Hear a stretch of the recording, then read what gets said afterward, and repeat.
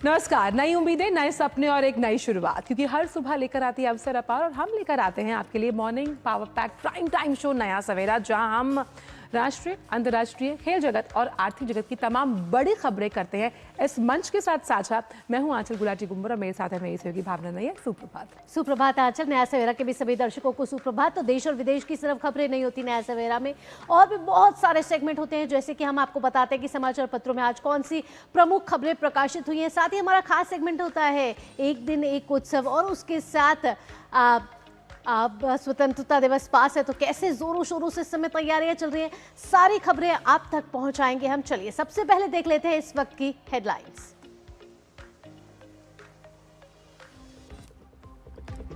संसद के मानसून सत्र का आखिरी दिन, गृहमंत्री के प्रस्ताव के बावजूद छात्र आंदोलन पर चर्चा विपक्ष को नामंजूर, आज भी गतिरोध के आसार।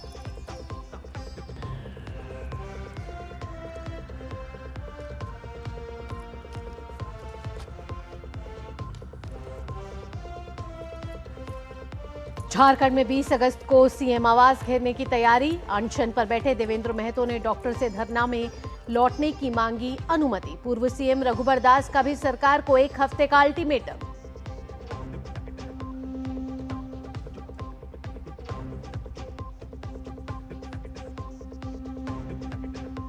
नीट पेपर लीक के 13 आरोपियों पर Rouse Avenue fast track court में चलेगा मुकदमा, आज से आरोप तय करने पर होगी बहस।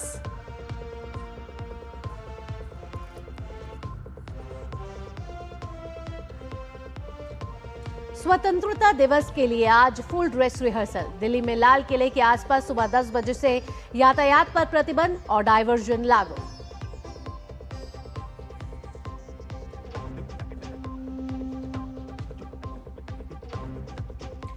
ओमान तट पर करीब 2000 वर्ग किलोमीटर में फैला तेल, विशेषज्ञों की चेतावनी, जल्द नहीं उठाए गए कदम तो साबित होगी सबसे बड़ी तेल आपदा।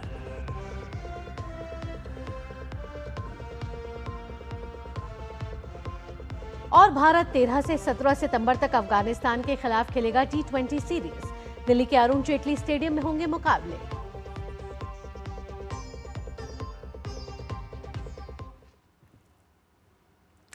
और आइए बात करते हैं संसद के मॉनसून सत्र से जुड़ी हुई, जिसका आज अंतिम दिन है।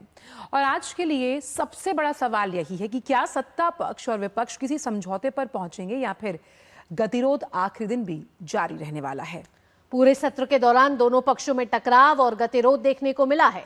सदन की कार्यवाही बार बार बाधित हुई है। राजनीतिक टकराव ने सदन की कार्यवाही को बुरी तरह प्रभावित किया है। हालांकि कई बिल बिना चर्चा के ही पारित करा लिए गए। विपक्ष राम मंदिर चढ़ावा चोरी और जंतर मंतर में छात्रों पर पुलिसिया कार्रवाई के खिलाफ गृह मंत्री से जवाब मांगता रहा, जबकि सरकार कहती रह गई कि वो हर विषय पर चर्चा के लिए तैयार है, बशर्ते वो संसद के नियमों के अनुसार की जाए। और इस बीच कल इस राजनीतिक टकराव में बड़ा मोड़ तब आया जब करीब दोपहर 12 बजे गृह मंत्री अमित शाह मीडिया के सामने आए और विपक्ष को प्रस्ताव दिया कि वो सहमति बनाए तो वो सदन में हर सवाल का जवाब देंगे। लेकिन ऐसा हुआ नहीं। आखिर क्या कुछ हुआ? कल अमित शाह ने क्या कुछ बोला, आइए आपको सुनवाते हैं। सभी प्रकार की चर्चा करने के लिए सरकार तैयार है और चर्चा के लिए समय सुनिश्चित किया जाए और विपक्ष तैयार हो जाए। पहले तो ये यही मांग कर रहे थे, हमने हाँ बोल दिया। मेरी ओर से भी मैंने कह दिया है कि मैं किसी भी सवाल का जवाब देने के लिए संसद में तैयार हूं, मगर वो चर्चा ही नहीं होने देना चाहते। अब जनता तय करे कौन भाग रहा है। संसद में चर्चा करने के नियम बने हैं, तरीके बने हैं। अब मुझे कोई कहता है कि आप एक स्टेटमेंट दे दो, इतने गंभीर मसले पर इस तरह से चर्चा नहीं हो सकती है। शायद आपके पद्धति में होगा, मगर संसदीय पद्धति ये नहीं है।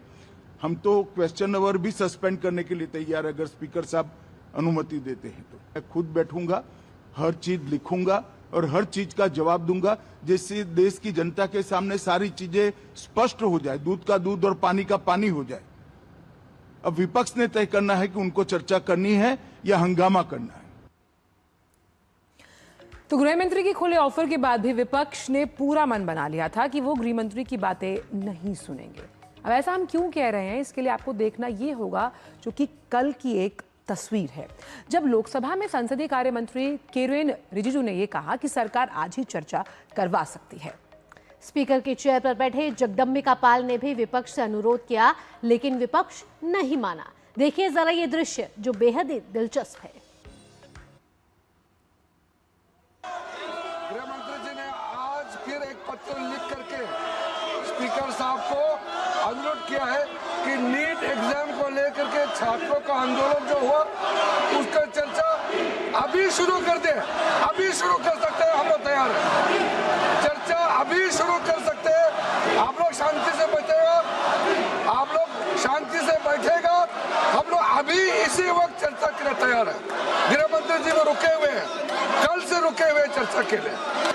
आपकी मांग थी कि माननीय गृह मंत्री जी इस चर्चा पे जवाब दें। लगातार सदन कई दिन तक आपने बाधित रखा, तो जब लगातार केवल only right from 2-3 weeks you were demanding only कि home minister should reply and he should party. नहीं, अब अगर माननीय संसदीय कार्य मंत्री ने कहा है तो मैं केसी वेणुगोपाल जी चाहता हूं कि सरकार तैयार है। नहीं, आपकी क्या राय? सरकार तैयार है, अगर चर्चा चाहते तो उनको कहिए। Government is ready for discussion and home minister is now sitting, he is ready to reply even on every point. सदन के भीतर और बाहर दोनों जगह विपक्ष की नीयत साफ समझ आ गई। बाहर आकर नेता विपक्ष राहुल गांधी ने भी कहा कि गृह मंत्री को सुनने में उनकी कोई दिलचस्पी ही नहीं है। So the question is not whether Mr. Amit Shah comes and opines. We don't care what he has to say. Okay? We are not interested in listening to Mr. Amit Shah's imagination. We are not interested in him giving us a lecture or a discussion. तो संसद के monsoon सत्र का जो आखिरी दिन है, क्या कुछ हलचल देखने को मिल सकती है? क्या पक्ष विपक्ष में गतिरोध आज खत्म होगा? इसको लेकर हमारे साथ हमारे संवाददाता शैलेंद्र जुड़ गए हैं ज्यादा जानकारी के साथ।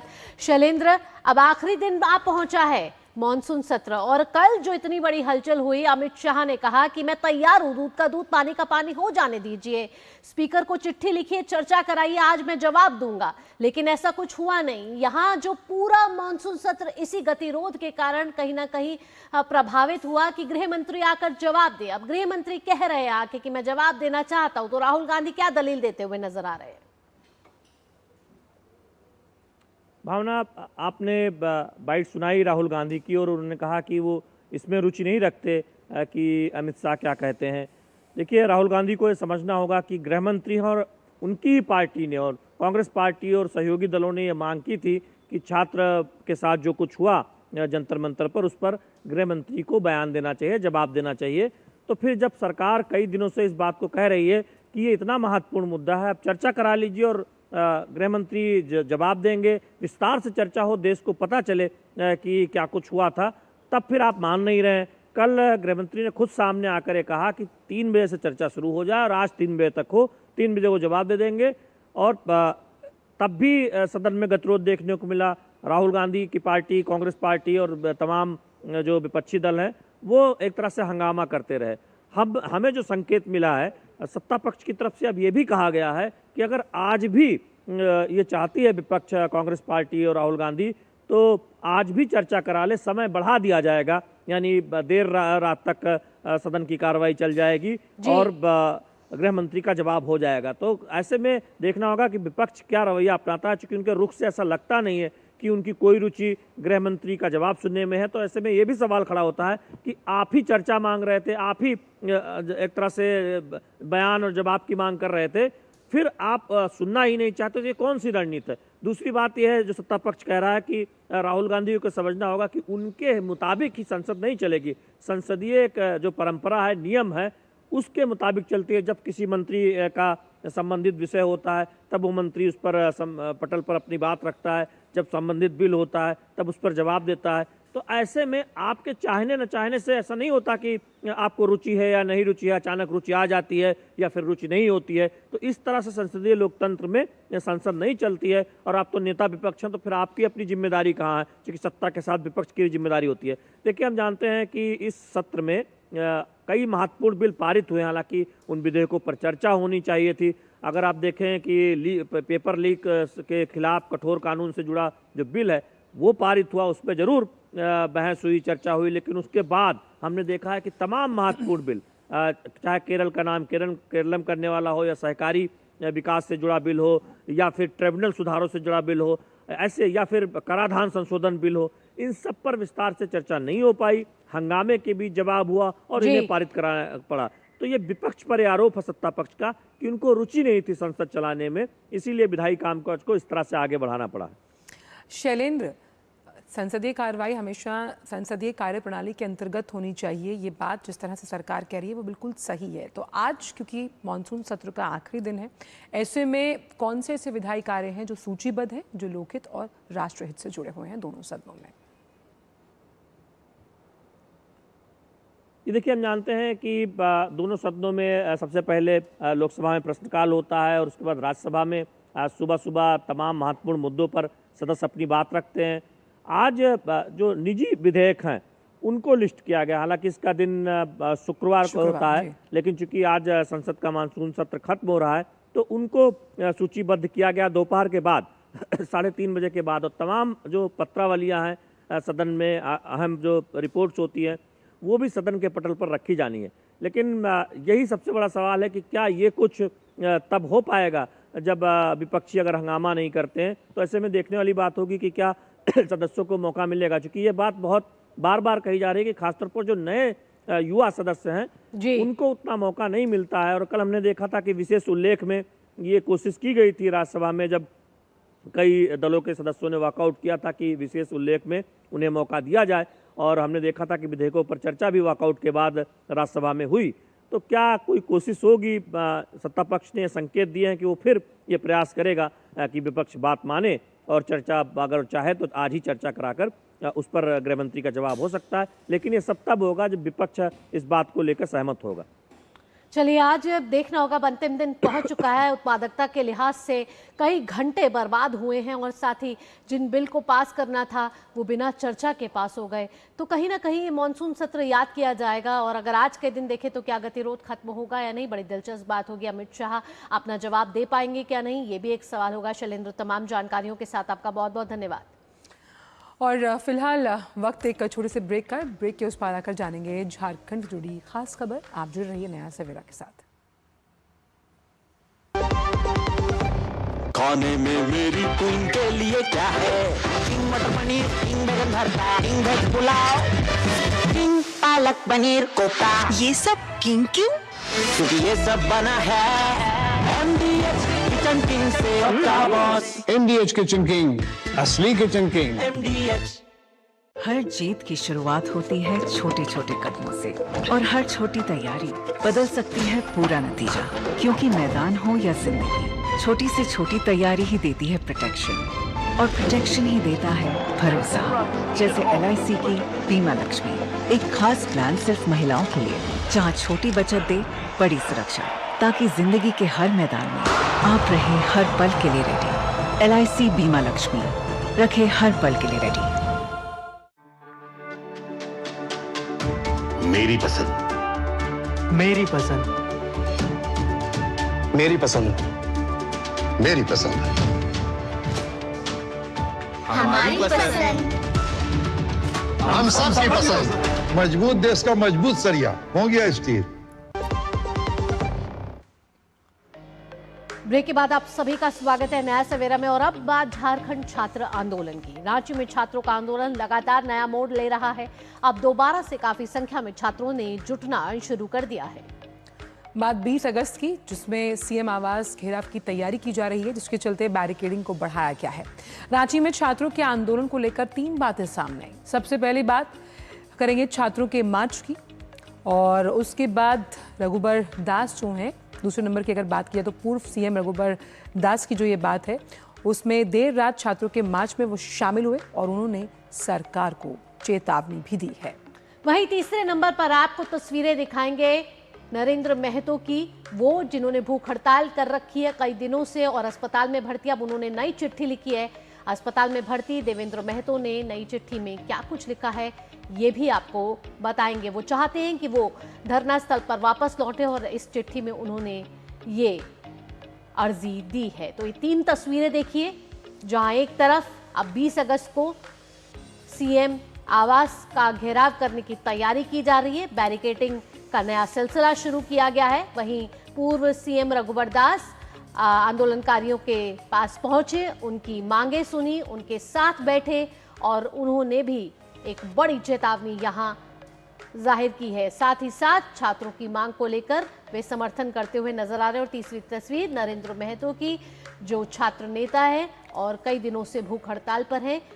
विधानसभा घेराव में भी उनका भागीदारी देखी गई थी, जिसके बाद उनकी तबीयत खराब होने के कारण ऑक्सीजन सपोर्ट के लिए उन्हें सदर अस्पताल भर्ती करा दिया गया था। जिसके बाद अब नरेंद्र महतो ने कहा है कि वापस वो जयपाल मुंडा स्टेडियम जाना चाहते हैं।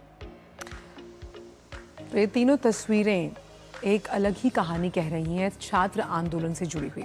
झारखंड में अपनी मांगों को लेकर छात्रों का प्रदर्शन 20वें दिन भी जारी है। छात्र अपनी मांगों को लेकर डटे हुए हैं। उनका कहना है कि जब तक उनकी मांगें पूरी नहीं की जाती तब तक ये प्रदर्शन जारी रहेगा। देर रात भी छात्रों ने अपनी मांगों को लेकर और उन पर हुई पुलिसिया कार्रवाई यानी लाठीचार्ज को लेकर मार्च निकाला। ये मार्च जयपाल सिंह मुंडा स्टेडियम से एल्बर्ट एक्का चौक तक निकाला गया। देवेंद्र महतो के अनशन का आज 12वां दिन है। तो आंदोलन का 20वां दिन, जहां सीएम आवास को भी घेरने की तैयारी है 20 अगस्त को। वहीं देवेंद्र नाथ महतो का अनशन का 12वां दिन है। उन्होंने फिर से एक पत्र लिखा, कहा कि मेरी आत्मा जो अनशन स्थल है वहां पर जहां पर छात्र आंदोलन चल रहा है वहीं पर है और छात्र अपनी मांगों पर अडिग हैं, वो टस से मस नहीं हो रहे। और जिस तरह की मध्यस्थता की उम्मीद सोरेन सरकार से की जा रही है वो उसमें फेल नजर आ रही है, क्योंकि जिस तरह की कमेटी बनाई गई उस कमेटी के विचारों से भी जो छात्र हैं वो सहमत नहीं हैं।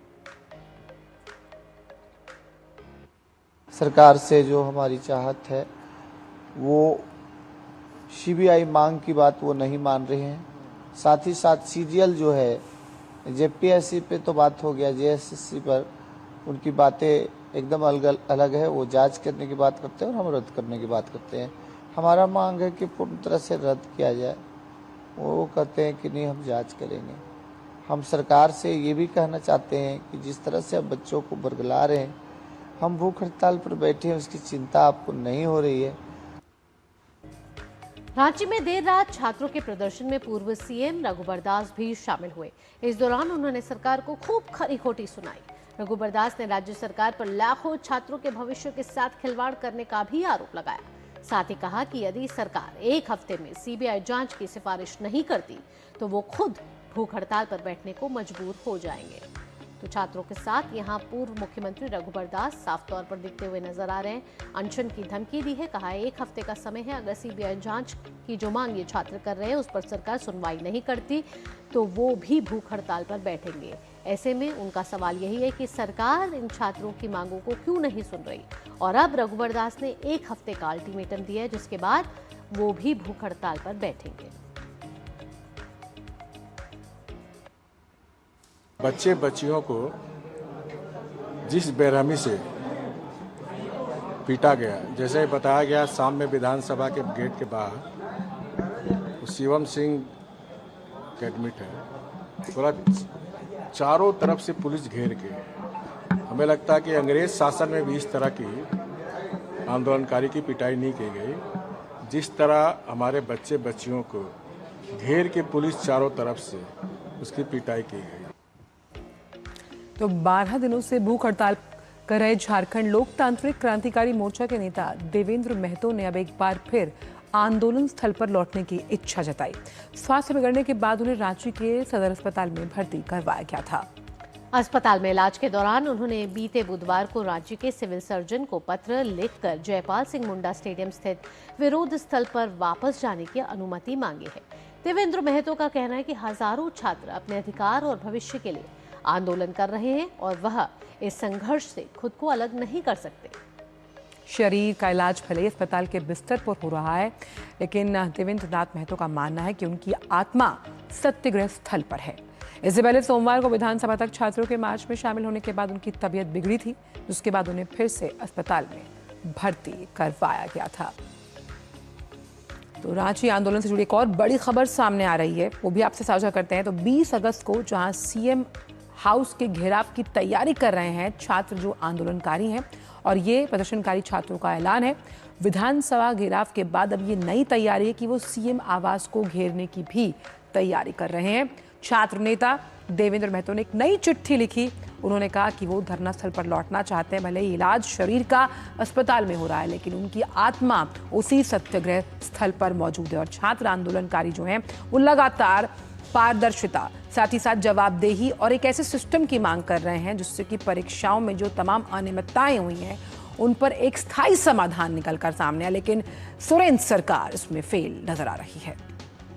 और यहाँ हमारे संवाददाता रांची से जुड़ गए हैं दिवाकर, जो हर रोज हमें लगातार जयपाल सिंह मुंडा स्टेडियम से लाइव तस्वीरें दिखा रहे हैं, अपडेट दे रहे हैं। एक बार फिर दिवाकर के पास चलेंगे। दिवाकर, अगर आज की बात की जाए तो कई मोर्चों पर ये छात्र कहीं ना कहीं अपना संघर्ष करते हुए नजर आ रहे हैं। 20वां दिन पहुंच चुका है। एक तरफ यहाँ समर्थन मिल रहा है विपक्ष का, रघुबर दास भी आए, सरकार ने भी कई बार कोशिश की, अपने अधिकारियों को देर रात वहां भेजा। आज क्या तस्वीर निकल कर आ रही है 20वें दिन जब ये आंदोलन पहुंच रहा है, तो क्या हिम्मत टूटती हुई तो नहीं नजर आ रही? बिल्कुल नहीं। जो छात्र हैं, विद्यार्थी हैं, उनके हौसले उसी तरीके से बुलंद है। आंदोलन 20वां दिन पहुंच गया है और इन लोगों की एकदम से ये इस बात पर अड़िग है कि सरकार से इस बार आर और पार की जो उनकी लड़ाई है वो होकर रहेगी। और देखिए किस तरीके से, मैं धरना स्थल की जो तस्वीरें हैं वो थोड़ी सी पहले दिखा देता हूँ कि विद्यार्थी किस तरीके से सुबह इस वक्त हुआ है, लेकिन इस स्थल पर अभी भी छात्र उसी तरीके से टिके हुए हैं। और छात्रों का जो ये आंदोलन है वो शांतिपूर्ण तरीके से किस तरीके से चल रहा है उसकी झलक इस जगह पे आपको साफ तौर पर देखने को मिल सकती है। छात्रों के जो पंपलेट है, बैनर्स है, वो थोड़े और क्रिएटिव होते जा रहे हैं। और सीबीआई मांग की जो मांग है वो लगातार व्यंग के जरिए इसी तरीके से आगे बढ़ रही है। और लगातार जो छात्र हैं वो अपनी मांग पर टिके हुए हैं। अब जो हम कह सकते हैं इस पर राजनीति का जो मामला है वो भी अब थोड़ा गर्माता हुआ नजर आ रहा है। अब भारतीय जनता पार्टी खुलकर इन विद्यार्थियों के समर्थन में आ गई है। जब 10 तारीख को विधानसभा मार्च हुआ था और उसके बाद जो छात्रों की बेरहमी से पिटाई हुई, उसके बाद अब खुलकर जो नेता हैं वो इनके साथ खड़े हो गए और लगातार अब उनका समर्थन में मिल रहा है। आपको हम थोड़ी सी बात कराते हैं एक दो नेताओं से। रुपेश पाल से आपकी मैंने कल भी बात कराई थी। रुपेश पाल अभी भी भूख हड़ताल पर है और इनका भूख हड़ताल का ये 10वां दिन आज पहुंच गया है। तबियत खराब निश्चित तौर पे है, लेकिन हौसले और आवाज अभी भी बुलंद है। रुपेश जी, कैसे आंदोलन को आगे बढ़ा रहे हैं आप? सरकार तो झुक नहीं रही। जी बिल्कुल, सरकार को झुकना पड़ेगा क्योंकि हम लोग को जो मांगा वो जायज़ है। हम लोग ने आज से नहीं, जब से हम लोग प्रोटेस्ट का स्टार्टिंग किया था तब से हम लोग सरकार का सिर्फ एक ही मांगी है, आप सीबीआई जांच का परमिशन दे दो। हम लोग जो कैंसिलेशन सारी हम कैंसिल कर दो। दूसरी बात, रिफॉर्म की है, बट सरकार कुछ बातों पर सहमति जताई है और सीबीआई जांच से अभी भी सरकार इनकार कर रही है। बार बार ये भाग रही है सीबीआई से। क्या आप लोग को लगता है? कहीं ना कहीं मुझे लगता है इसमें सरकार कुछ ऐसे लोग हैं जो हो सकता है इसमें इंक्लूड हो। सरकार इनको बचाना चाहती है, बट हम लोग जो भूख हड़ताल जारी किए हैं, जो भूख हड़ताल बैठे हुए हैं, सरकार से साफ डिमांड, साफ मांग है कि हम लोग जो मांगे हैं अविलंब जितना जल्द हो सके पूरा करें, क्योंकि ये दिन प्रतिदिन यहाँ पर जनसंख्या बढ़ते जा रहा है। लोग यहाँ भूख हड़ताल पर बैठने के लिए, कल ही बहुत सारे लोग आए हुए थे, उन्होंने बोला अगर सरकार अगर बाकी तो नहीं मानती है तो ये पूरे भूख हड़ताल पूरे स्टेज भर दिया जाएगा।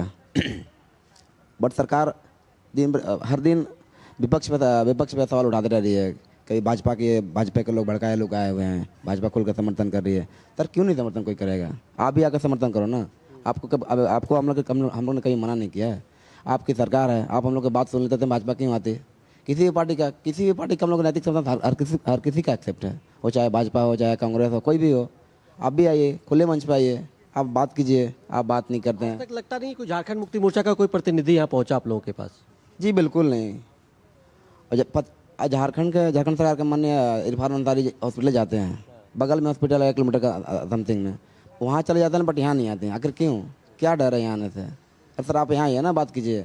यहाँ पे तो छात्र नहीं बैठे हुए हैं, आप वहाँ पर्सनली क्यों मिलते हैं हम लोग से? क्या लगता है कि आप लोग मैनिपुलेट कर लेंगे? बिल्कुल ऐसा भी नहीं सकता। जो भी छात्र में जो भी भाई लोग भूख हड़ताल बैठे हुए हैं वो अपने मांगों से कभी हटने वाले नहीं है, क्योंकि इस बार आर पार की लड़ाई है। तो ये आर और पार की लड़ाई है, साफ तौर पर आप रुपेश से सुन रहे थे। जैसा कि रुपेश बता भी रहे थे कि अब जो है ये आमरण अनशन पे जो छात्र हैं या भूख हड़ताल पर जो बैठे हुए, ये मास मूवमेंट हो सकता है। किस तरीके से, क्या कुछ और लोग भी जुड़ेंगे इस भूख हड़ताल में?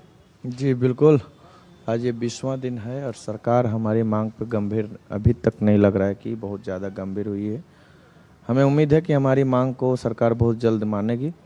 भूख हड़ताल में अभी हमारे 4 साथी, 2 ठो हॉस्पिटलाइज है, 2 ठो अभी है। तो भूख हड़ताल में बहुत कोई बैठने के लिए इच्छुक है और अगर सरकार हमारी मांगे नहीं मानती तो आप तय मानिए कि भूख हड़ताल में और भी साथी बैठना शुरू कर देंगे। तो किस तरीके से आंदोलन में आपके सभी राज्य से लोग आ रहे हैं, कई जगहों से बाहर से भी लोग आ रहे हैं, सीबीआई मांग पे ही आप लोग क्यों अड़ी गए? चूँकि राज्य की जो जांच एजेंसियां हैं, सीआईडी है, वो उन पे हम लोग का वो भरोसा अब नहीं रह गया, क्योंकि उन्होंने बहुत सारी चीज़ों को छुपाने का, जब हम लोग सीजीएल कोर्ट में लड़ रहे थे बहुत सारे सच को छुपाने का काम किया है, निपापोती करने का काम किया। बिल्कुल भी राज्य की जांच एजेंसियां पे छात्र नौजवान को बिल्कुल भी भरोसा नहीं है। सीबीआई की जांच होनी ही चाहिए। भावना, देख रहे हैं सबसे बड़ा जो सवाल यही है कि इनको राज्य की जो जांच एजेंसियां हैं उन पर भरोसा नहीं है, इसीलिए ये सीबीआई मांग, लेकिन सीबीआई की जो मांग है उस पर अटे हुए हैं कि भाई सीबीआई से जांच होनी चाहिए। दिवाकर, बड़ी बात ये भी है कि जिस तरह की प्रचुर खनिज संपदा झारखंड की रही है, उस तरह से वो अपने इंफ्रास्ट्रक्चर को डेवलप ही नहीं कर पाया और इसमें कहीं ना कहीं सोरेन सरकार का फेलियर साफ तौर पर नजर आता है। और ऐसे में जो छात्र परीक्षाएं देना चाहते हैं उसमें भी तमाम तरह की अनियमितताएं सामने आती हैं। बड़ा सवाल ये कि आखिर जिन लोगों की संलिप्तता इसमें है, किस तरह का कवच उनको दिया जा रहा है, क्यों उन्हें बचाने की कोशिश सरकार कर रही है और सामने नहीं आती कि जो लोग इसमें शामिल थे उन्हें कड़ी से कड़ी सजा दी जाए। देखिए, छात्र लगातार इसी मांग को दोहरा रहे हैं कि हर जो शिक्षा व्यवस्था झारखंड की है वो एक तरीके से पैरालाइज हो गई है, उसको सुधारने की जरूरत है। जो प्रतियोगी परीक्षाएं हैं वो उस पर घोर भ्रष्टाचार है। वो पिछले 5-6 वर्षों में जितनी परीक्षाएं यहाँ पर हुई है स्टेट में, चाहे वो जेपीएससी की हो, जेएससीसी सीजीएल की हो, इसके अलावा जो तमाम परीक्षाएं ली गई है उन तमाम परीक्षाओं में जो है वो घपले और घोटाले के आरोप ये छात्र लगा रहे हैं। और लगातार इन लोगों का कहना है कि जब तक पारदर्शिता यहाँ की व्यवस्थाओं में नहीं आएगी, छात्रों का गला और छात्रों के साथ अहित होता रहेगा। इसीलिए छात्र इस बार आर और पार के बूट की लड़ाई में कि पूरी तरीके से सिस्टम में रिफॉर्म होना चाहिए, पारदर्शिता होनी चाहिए। और जब छात्र किसी चीज़ की डिमांड करते हैं, मांग रखते हैं कि भाई हमको हमारे मार्क्स कितने आए, इस तरह की जो चीजें हैं उसको सरकार को ट्रांसपेरेंट करना होगा, ताकि हमारे पास हमारी कमियां भी पता चल सके हमको कि अगर हम तैयारी करते हैं किन वजहों से हमारा नहीं होता है। तो इस तरह की चीजें भी छात्र मांग कर रहे हैं कि पूरे सिस्टम में रिफॉर्म हो, सीबीआई जांच हो, ताकि जो पिछली गलतियां हैं वो आगे दोहराई ना जा सके। कल्प्रिट अगर शिकंजे में आएंगे, पकड़ाएंगे तो दूसरे लोग भी डरेंगे। तो ये भावना के साथ छात्र हैं और छात्रों की ये मांग लगातार गांधीगिरी और गुलाबगिरी के जरिए आगे बढ़ रही है। और छात्र अब एक बड़े आंदोलन की ओर मूव करने की ओर इशारा कर रहे हैं कि अगर सरकार मांग नहीं मानती है, चूंकि 15 अगस्त भी आने वाला है, तो इन लोगों को उम्मीद है कि शायद सरकार 15 अगस्त को कोई घोषणा कर सकती है। लेकिन अगर मांगी नहीं गई तो 20 तारीख तक ये आंदोलन और बड़ा रूप ले सकता है। जी बिल्कुल। यहाँ दिवाकर, आपने गांधीगिरी की बात करी, स्वतंत्रता दिवस बिल्कुल पास है और अगर एक स्वतंत्रता आंदोलनकारी की बात की जाए जिसको स्वतंत्रता दिवस से लेकर पूरे हर समय याद किया जाता है, वो है महात्मा गांधी की जो योगदान रहा। उन्होंने नमक आंदोलन किया था और कई लोगों ने उनसे सवाल पूछा था भाई नमक आंदोलन क्यों। लेकिन आज की ये जो जेंजी है, जिनको कहा जाता था ये सिर्फ मोबाइल लेकर और रील बनाने वाली जेंजी है, आज इन्होंने भी एक नई तस्वीर दिखाई है, एक गांधीवाद को एक नया स्वरूप दिया है। देखिए, निश्चित तौर पर झारखंड की ये तस्वीर ने उन चीज़ों को दोहराया है कि बापू के क्या संदेश थे, बापू ने किस तरीके से चीज़ों को आगे बढ़ाया। देखिए, मेरे पीछे बापू की तस्वीर के साथ ये बच्चे बैठे हुए, महात्मा गांधी, उधर बाबा भीमराव अंबेडकर की तस्वीर है, चंद्रशेखर आज़ाद की तस्वीर है। तो तमाम उस तरह की तस्वीर के साथ बच्चे बैठे हैं कि हमारा देश सर्वोपरि है, देश के साथ हम किसी भी तरह का मजाक नहीं कर सकते, देश हमारे लिए सर्वोपरि है। और देश की जो संस्कृति है, कल्चर है, जो सिद्धांत है, जो रिस्पेक्ट है, उसके साथ हम अपनी लड़ाई को आगे बढ़ाएंगे। हम इसमें किसी भी गलत संदेश देने की कोशिश नहीं कर रहे, क्योंकि आपको कोड ऑफ कंडक्ट भी हम दिखाते हैं कि बच्चों ने क्या कोड ऑफ कंडक्ट बाकायदा रखा है। ये कोड ऑफ कंडक्ट से आप समझिए कि इनका जो आंदोलन की जो रूपरेखा है वो पूरी तरीके से बापू के सिद्धांतों पर और गांधीगिरी पर ही टिकी हुई है। और इतना बड़ा आंदोलन जब ये विधानसभा घेराव करने की ओर भी जब जाते हैं तो उसकी झलक उस दौरान भी दिखती है। लेकिन जब सरकार की ओर से बर्बर कार्रवाई होती है तो शायद इन छात्रों में जो हम कह सकते हैं कि कुछ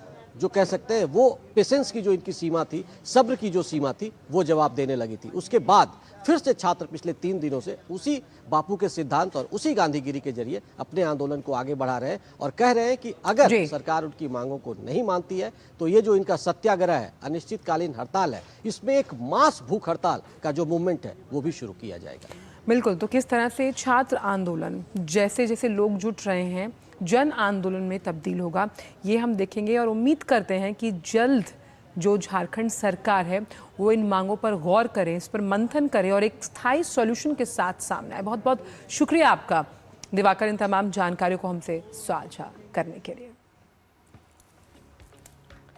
आइए अब आगे बढ़ते हैं। नीट यूजी पेपर लीक मामले में 13 आरोपियों के खिलाफ राउज एवेन्यू स्थित फास्ट ट्रैक कोर्ट में मुकदमे की प्रक्रिया आगे बढ़ने वाली है। अदालत ने सीबीआई के चार्जशीट पर संज्ञान ले लिया है और आज से जरह शुरू हो जाएगी। वहीं से पहले मामले की सुनवाई कर रहे विशेष न्यायाधीश अजय गुप्ता ने चार्जशीट मीडिया में लीक होने और कुछ नाबालिग गवाहों के नाम उजागर होने पर नाराजगी जताई थी। अदालत ने कहा कि यह बहुत चौंकाने वाली बात है कि जो तथ्य आरोप पत्र का हिस्सा है और अब तक अदालत में नहीं कहे गए वो मीडिया में प्रकाशित हो चुके। अदालत ने कहा कि जिम्मेदार मीडिया को ऐसे तथ्यों को प्रकाशित करने से बचना चाहिए। स्पेशल जज अजय गुप्ता ने कहा है कि इस बारे में कुछ करने की जरूरत है। कोर्ट ने कहा है कि मीडिया समेत सभी स्टेक होल्डर्स की जिम्मेदारी है कि ट्रायल में कोई भेदभाव ना हो।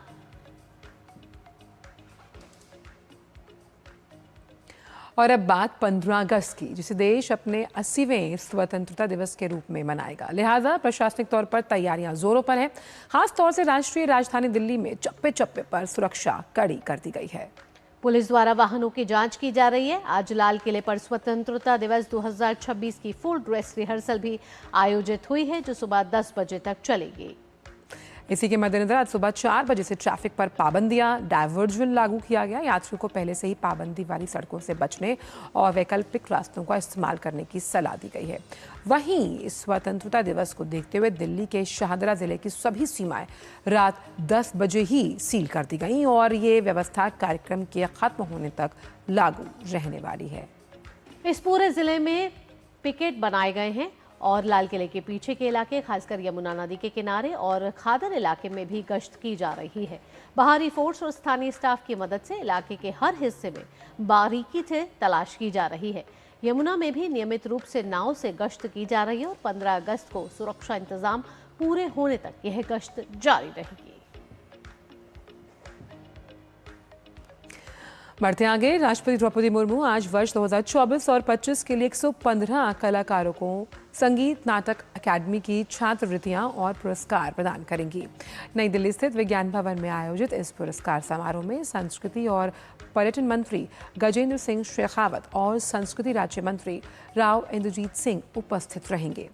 अकादमी फेलोशिप के सम्मान के साथ 3 लाख रुपए की नकद राशि दी जाती है। अकादमी पुरस्कार के साथ 1 लाख रुपए की नकद राशि के अलावा एक ताम्रपत्र और अंगवस्त्रम भी दिया जाता है। देश के विभिन्न राज्य और केंद्र शासित प्रदेशों से चयनित ये छात्रवृत्ति और पुरस्कार विजेता पूरे देश का प्रतिनिधित्व करते हैं।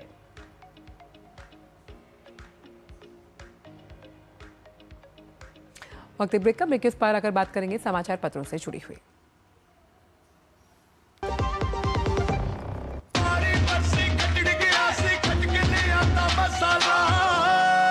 मसाला ओए, छोलिए दा या लोबिए दा, पंजाबी छोले दा या पिंडी चने दा। अब छोलिया हो या लोबिया, पंजाबी छोले या पिंडी चने, सब कुछ मजेदार बने। जरा सी हंसी दुलार जरा सा, जरा सी अनबन प्यार जरा सा,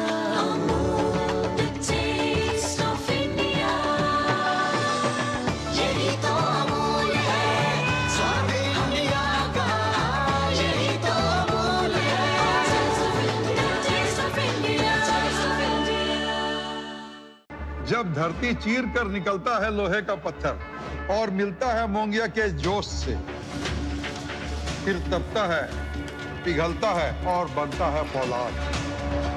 अब होता है सरिया सारी खूबियों के साथ। मोंगिया स्टील, मजबूत देश का मजबूत सरिया।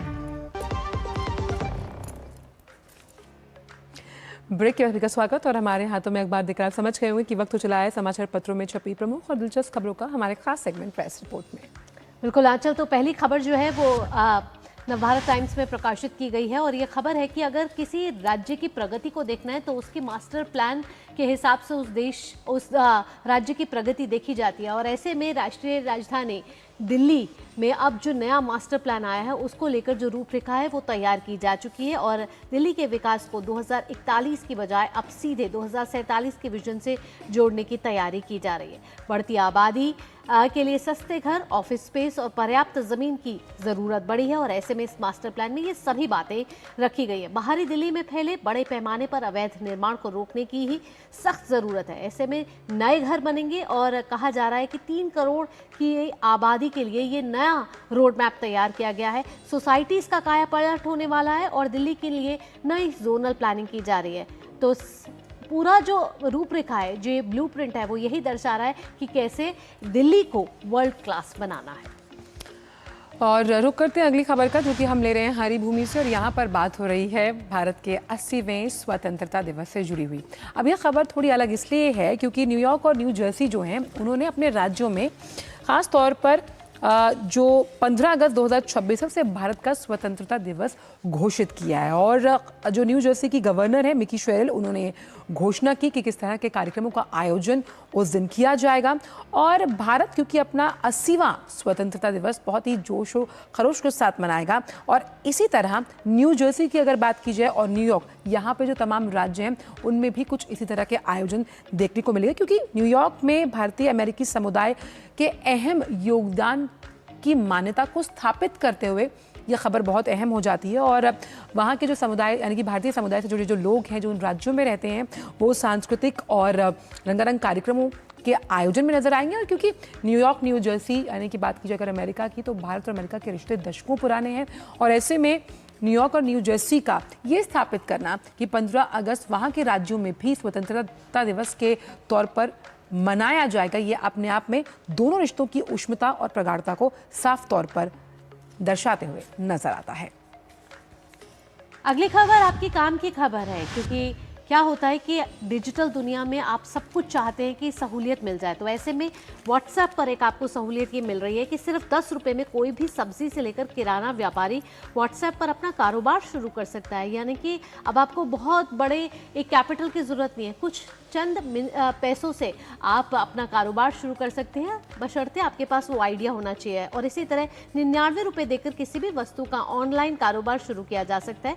तकनीक की मदद से उत्पाद की बिक्री बढ़ा सकते हैं और उसे लोगों के बीच प्रचलित कर सकते हैं। असल में आपको बता दें कि भारतीय व्यापार महोत्सव चल रहा है जहां जेनजी ने तकनीक के जरिए नए नए जलवे बिखेरे हैं। कुछ ने ऐसा दिखाया है कि स्टार्टअप कंपनी ने दृष्टिहीन व्यक्तियों के लिए ऐसे चश्मे बनाए हैं जिसे पहनकर आम आदमी की तरह वे पढ़ सकते हैं, इंटरनेट पे किसी भी तरीके की सामग्री को सर्च कर सकते हैं और साथ ही साथ ऐसा स्मार्ट हैंड जो खाने के लिए चम्मच भी लेता है पकड़। एआई इंजीनियर दीप परमार की टीम ने एआई आधारित एक ऐसा चश्मा बनाया है और अब क्या होगा कि इससे बहुत सारी सहूलियत होगी दृष्टिहीन व्यक्तियों को कि वो चश्मा पहनकर एक आम आदमी की तरह देख पाएंगे। और ऐसे तमाम नए उत्पाद लेकर आए हैं इस भारतीय व्यापार महोत्सव पे। तो ये दिख रहा है कि जेनजी कैसे तकनीक के साथ आगे बढ़ता हुआ नजर आ रहा है और एक नए विकास की गाथा यहाँ लिख रहा है।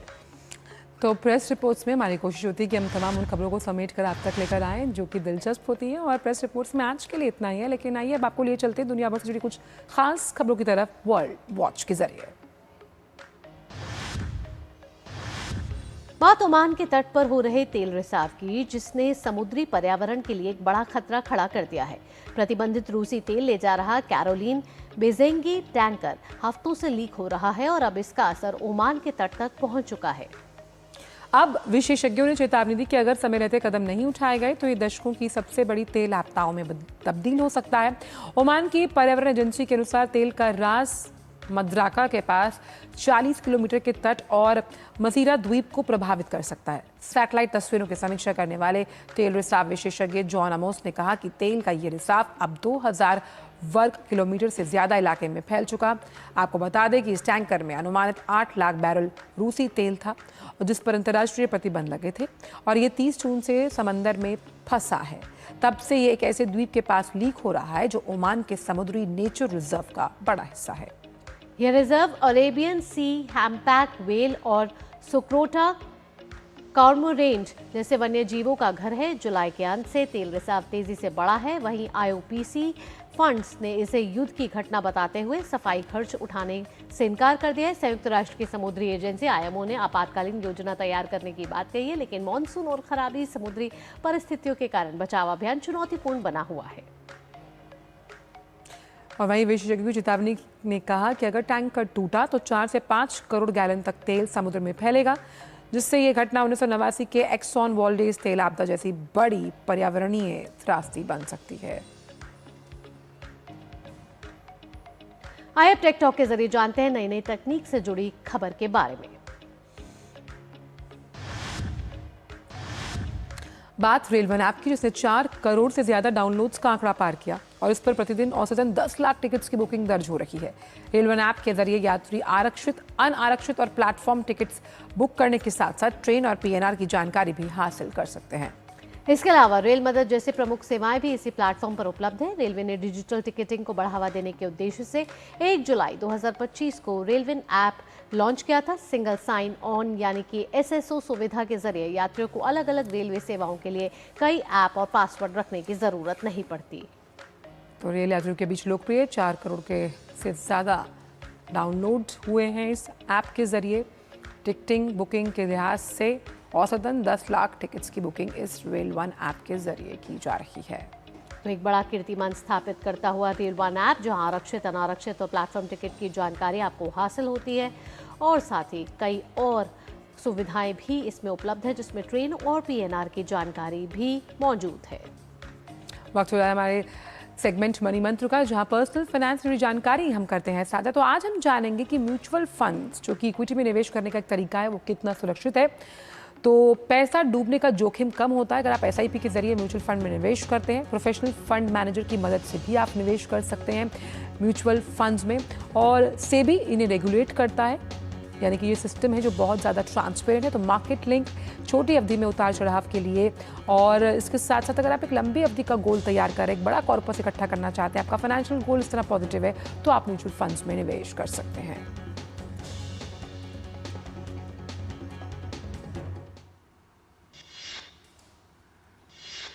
और आइए अब बात एक दिन एक उत्सव की।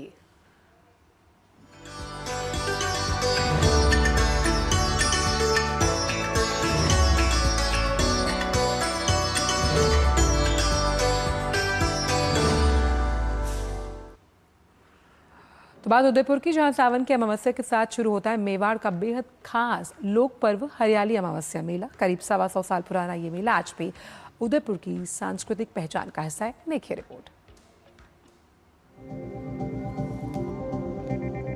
सावन की बारिश, झीलों पर उतरती हरियाली और मेवाड़ की गलियों में उतरता उत्सव। उदयपुर का हरियाली अमावस्या मेला सिर्फ झूले, बाजार और खरीदारी का आयोजन नहीं, ये करीब 125 साल से चली आ रही उस परंपरा का उत्सव है जिसमें प्रकृति के बदलते रंगों के साथ समाज और लोक जीवन भी खुशियां मनाता है। यही कारण है कि हरियाली अमावस्या के इन 2 दिनों में फतेह सागर की पाल से लेकर सहेलियों की बाड़ी तक उदयपुर का रंग ही बदल जाता है। लेकिन इस मेले की सबसे खास कहानी है महिलाओं के लिए अलग दिन की। भीड़ के बीच महिलाओं को सहजता से मेले का आनंद लेने का अवसर मिले, इसी सोच से राज परिवार की परंपरा में दूसरे दिन का आयोजन महिलाओं के लिए निर्धारित किया गया।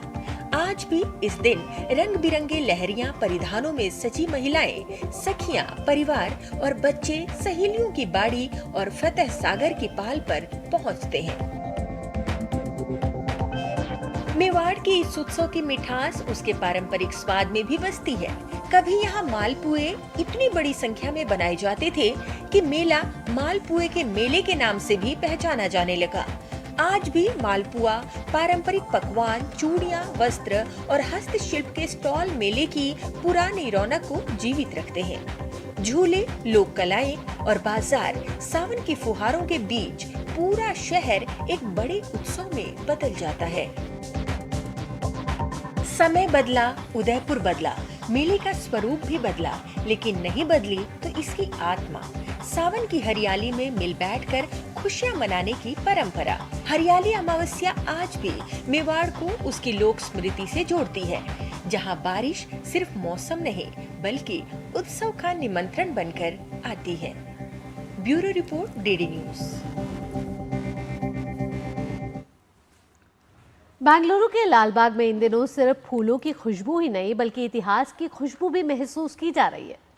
ग्लास हाउस में सजे लाखों फूलों के बीच नजर आ रहा है गंग साम्राज्य का गौरवशाली इतिहास। देखिए रिपोर्ट के जरिए। लालबाग के अंदर जाती भीड़, फूलों की खुशबू, रंगों की खूबसूरती और इतिहास की कहानी। ग्लास हाउस में सजा फूलों का संसार लोगों को अपनी ओर खींच रहा है और इस बार इन फूलों के जरिए दिखाई जा रही है गंग वंश की गौरवशाली विरासत। 80 साल की स्वातंत्र की महोत्सव के अवसर पर बेंगलुरु के लालबाग में भव्य पुष्प प्रदर्शन हो रहा है। सस्यकाशी लालबाग अभी पुष्पकाशी लालबाग बन चुका है। ये है 220वां पुष्प प्रदर्शन और इस बार की प्रमुख आकर्षण है हमारी कर्नाटक राज्य की गंग साम्राज्य की थीम। आइए इस नजारे को हम आपको दिखाएंगे। इन फूलों के पीछे छिपी है करीब 1000 साल पुरानी ऐतिहासिक कहानी। करीब 36 लाख फूलों से तैयार की गई इस भव्य सजावट में गंग साम्राज्य की स्थापत्य कला, संस्कृति और राजवैभव को जीवंत करने की कोशिश की गई है। लालबाग घूमने आई हूँ, बहुत खूबसूरत है। यहाँ का डेकोरेशन बहुत अच्छा है, मन खुश हो गया है। सफाई भी बहुत अच्छा है। इतनी वैरायटी अभी तक मैंने कभी नहीं देखी जितनी यहाँ पे है। अभी सूरजमुखी है, रोज है, ये तो मेरे फेवरेट है सब। दक्षिण अमेरिका, हॉलैंड, केन्या और थाईलैंड से लाए गए इन फूलों ने प्रदर्शनी की रंगत और बढ़ा दी है। फूलों के बीच लोग तस्वीरें खिंचवा रहे हैं, सेल्फी पॉइंट्स पर लंबी कतारें हैं। यानी लाल बाग का ये फ्लावर शो सिर्फ फूलों की प्रदर्शनी नहीं, फूलों में इतिहास को देखने का अनुभव है, जहाँ हर रंग एक कहानी कहता है, हर फूल एक विरासत को सजाता है। फूलों में समाई हुई गंग साम्राज्य की ये झांकी हमें ये याद दिलाता है कि संस्कृति और प्रकृति एक दूसरे की पूरक है। तो देरी किस बात की, इस स्वतंत्र महोत्सव पर आप अपने परिवार के साथ लालबाग आइए, इस पुष्प प्रदर्शन की आनंद लीजिए। विद कैमरा पर्सन विनोद के साथ ज्योति दफेदार, डीडी न्यूज, बेंगलुरु। और स्वतंत्रता दिवस के अवसर पर ही पेश है देश के उन अनजाने वीरों की कहानी जिनकी राष्ट्रभक्ति और हौसले को कभी भुलाया नहीं जा सकता। देखिए इस स्पेशल रिपोर्ट के जरिए।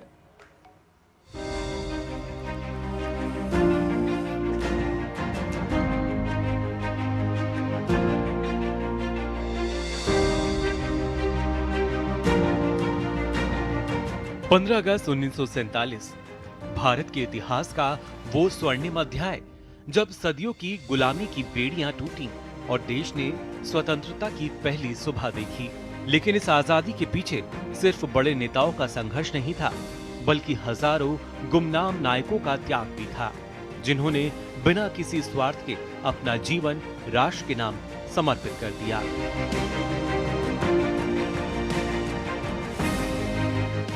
बंगाल की धरती ने भारतीय स्वतंत्रता आंदोलन को कई क्रांतिकारी दिए। उन्हीं में से एक नाम था उल्लासकर दत्त का। युवावस्था में ही उन्होंने अंग्रेजी हुकूमत के खिलाफ संघर्ष का रास्ता चुना। 1908 के अलीपुर बम कांड में ब्रिटिश हुकूमत ने उन्हें गिरफ्तार किया और क्रांतिकारी गतिविधियों को देखते हुए 1909 में मृत्यु दंड की सजा सुनाई। बाद में उनकी सजा को उम्र कैद में बदल दिया गया, जिसके बाद उल्लासकर दत्त को अंडमान की सेल्यूलर जेल भेजा गया, जहां काला पानी की यातनाओं ने उनके शरीर और मन दोनों को गहरा आघात पहुंचाया। लेकिन देश के लिए उनका संकल्प कभी कमजोर नहीं हुआ। स्वतंत्रता आंदोलनों में महिलाओं की भूमिका भी अद्भुत साहस और बलिदान से भरी रही। ऐसी ही एक वीरांगना थी दुर्गावती देवी। जिन्हें दुर्गा भाभी के नाम से जाना जाता है। उन्होंने भगत सिंह और दूसरे क्रांतिकारियों के साथ कंधे से कंधा मिलाकर काम किया। 1928 में सांडर्स हत्याकांड के बाद उन्होंने भगत सिंह को लाहौर से सुरक्षित बाहर निकालने में अहम भूमिका निभाई। उन्होंने न सिर्फ क्रांतिकारियों की मदद की, बल्कि अंग्रेजी हुकूमत के खिलाफ खुद भी हथियार उठाए। भगत सिंह, सुखदेव और राजगुरु को फांसी दिए जाने के बाद प्रतिशोध स्वरूप लॉर्ड हैली की हत्या का प्रयास किया। इस घटना के बाद दुर्गा भाभी को गिरफ्तार कर लिया गया और उन्हें 3 वर्ष के कारावास की सजा सुनाई गई। आजादी की लड़ाई में कुछ ऐसे सेनानी भी थे जिन्होंने दूर दराज के इलाकों में रहकर स्वतंत्रता की अलख जगाई। शेर सिंह शाह ऐसे ही गुमनाम योद्धा थे। उन्होंने गुप्त रूप से क्रांतिकारियों तक संदेश और सहायता पहुंचाई। भारत छोड़ो आंदोलन के दौरान उन्होंने केदार घाटी में लोगों को संगठित किया और स्वतंत्रता आंदोलन को मजबूत बनाया। अंग्रेजों ने उनके संघर्ष को दबाने के लिए उन्हें नजरबंद किया और जेल में उनके साथ अमानवीय शारीरिक व्यवहार किया गया, लेकिन देश सेवा का उनका संकल्प अडिग रहा। लेकिन भारतीय स्वतंत्रता की कहानी इनके बिना अधूरी है। इन गुमनाम नायकों की वीरता आने वाली पीढ़ियों को हमेशा प्रेरणा देती रहेगी। Bureau report, DD news. और बुलेटिन में आप खबरें हर घर तिरंगा अभियान से जुड़ी हुई। तिरंगा, हर घर तिरंगा, घर घर तिरंगा, रथ घर तिरंगा। तो सीआरपीएफ की जो 95वीं बटालियन है उसने वाराणसी में तिरंगा बाइक रैली का आयोजन किया। इस रैली को कमांडेंट राजेश्वर एस बालापुरकर ने हरी झंडी दिखाकर रवाना किया। रैली में स्कूली छात्र और स्थानीय लोगों ने भी हिस्सा लिया। तिरंगा बाइक रैली पहाड़िया मंडी तिराहे से शुरू होकर सारनाथ म्यूजियम तक पहुंची। यहां जवानों और अधिकारियों ने सामूहिक रूप से वंदे मातरम का गायन किया। जवानों ने स्थानीय लोगों के बीच तिरंगा झंडा वितरित कर राष्ट्रभक्ति का संदेश दिया।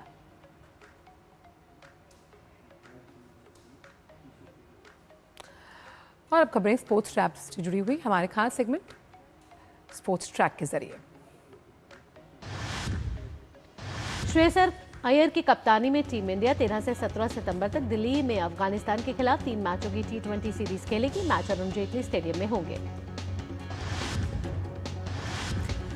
भारतीय पूर्व हॉकी गोलकीपर PR श्रीजेश ने खिलाड़ियों को विश्व कप के दबाव को अपने खेल पर हावी नहीं होने देने और अपनी तैयारियों पर भरोसा रखने के साथ इस मौके का आनंद लेने के लिए कहा। नेरोका FC ने 9 खिलाड़ियों के साथ खेल रहे FC रेंगदाई को ग्रुप डी मैच में 3-1 से हराकर 135वें डूरन कप फुटबॉल टूर्नामेंट में अभियान का अंत जीत के साथ किया। पूर्वी सिक्किम के थेगू में फुटबॉल टूर्नामेंट का आयोजन। भारत चीन सीमा के पास लगभग 13,000 फीट की ऊंचाई पर टूर्नामेंट ने खेल जोश और एकता की नई मिसाल पेश की।